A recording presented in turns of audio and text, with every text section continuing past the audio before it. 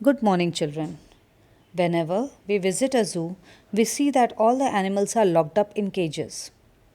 Just imagine if you are locked up in a congested cage where you cannot roam around, you cannot jump or play, and somebody tells you that we'll provide you food and water, but for the entire lifetime you have to remain inside this cage.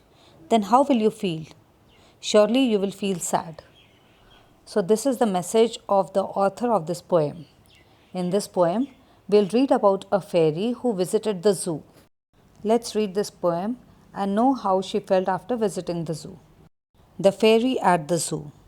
A darling fairy went a visiting the zoo.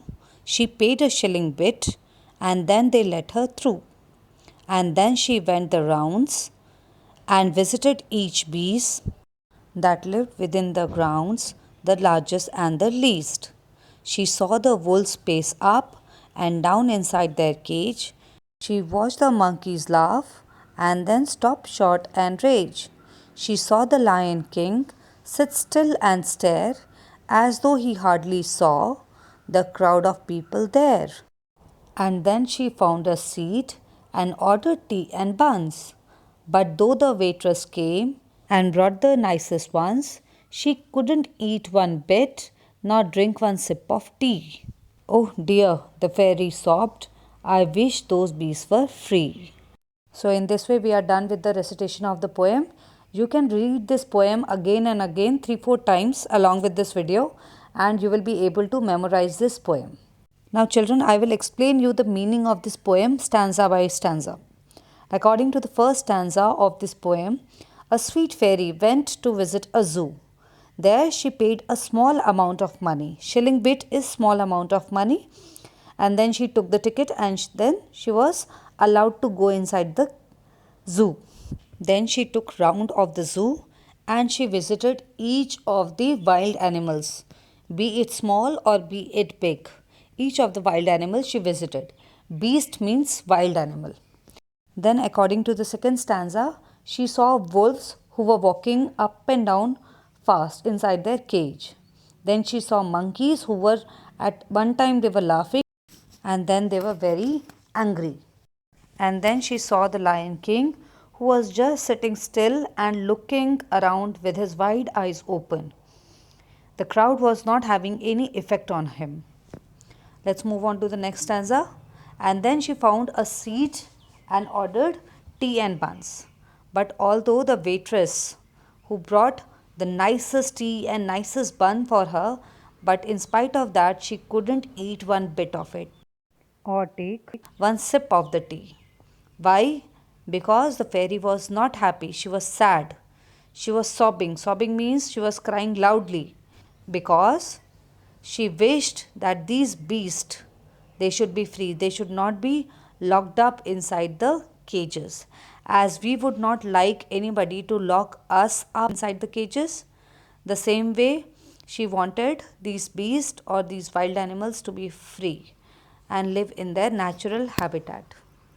Now, children, based on our understanding, we are going to do the comprehension part. Question number A, choose the correct options to answer the following questions. Question number A, where did the fairy visit? A zoo, fairyland, a park, a beach? So, the answer is a zoo. Similarly, question number 2, 3, 4, you will try to do it by yourself. Question number B, think and answer the following questions. Did the fairy have to pay an entrance fee to visit the zoo? If yes, how much did she pay? So, according to the first stanza, we know that the fairy had to pay an entrance fees to visit the zoo and she paid a shilling bit. Question number 2, which animals has she mentioned in the poem? Were the animals happy or sad? So, according to the second stanza of the poem, she mentioned about the wolves, monkeys, and the Lion King, and all of them were not very happy, they were sad. Question number 3, where do you think the fairy went to have tea? Did she enjoy her tea? So, according to us, she went to a cafe to have tea. No, she did not enjoy her tea. Question number 4, why was the fairy sad? The fairy was sad because the animals were locked up inside the cages and she wanted them to be free and live freely in their natural habitat. Question number C. Find the words from the poem which means the same as the following. First one is animal, so beast. Biggest, largest. Gaze, stare. Cried, sobbed. Unmoving, still. Anger, rage. Literary appreciation. Find words from the poem which rhyme with the following words. So you have to find out the rhyming words. First one is rounds. So the word which rhymes with rounds from the poem is grounds. Second is cage. Its rhyming word will be rage. Next is listen and tell. Who am I? Now there are some riddles which are given on page number 111. I will read out those riddles for you and you will try to guess it, and you can write your answers in the comment box. Number 1. I am a very common pet in people's home. I have 4 legs and I hate cats. I bark and wag my tail whenever to show that I am happy. Who am I? This is very simple. It's a dog. Second one. I am small and colorful. I have beautiful wings and I love flowers. I used to be a caterpillar. Who am I? This is also very simple, very easy. Let's move on to third one. I'm a big brown animal. I have 4 legs and a little tail. I live in forests and eat berries, leaves and roots. Who am I? Fourth one. I'm a big and heavy animal. I have 4 legs and a long trunk and a short tail. I am grey in color. Who am I? This is also very easy. It's a huge animal. Fifth one. I have a forked tongue and I hiss. I have a long body and can also be poisonous. Who am I? Sixth one. I have a beautiful mane and have 4 legs. I live in the stables and I whinny. People can ride me. Who am I? Whinny means it is a soft neighing sound. The answer of these riddles are very simple. I'm sure you will not have any difficulty in guessing it. But in case if you have any problem, you can write your queries in the comment box. Next is be creative. You have read about various animals that the fairy saw at the zoo. Now write a short poem describing your favorite animal.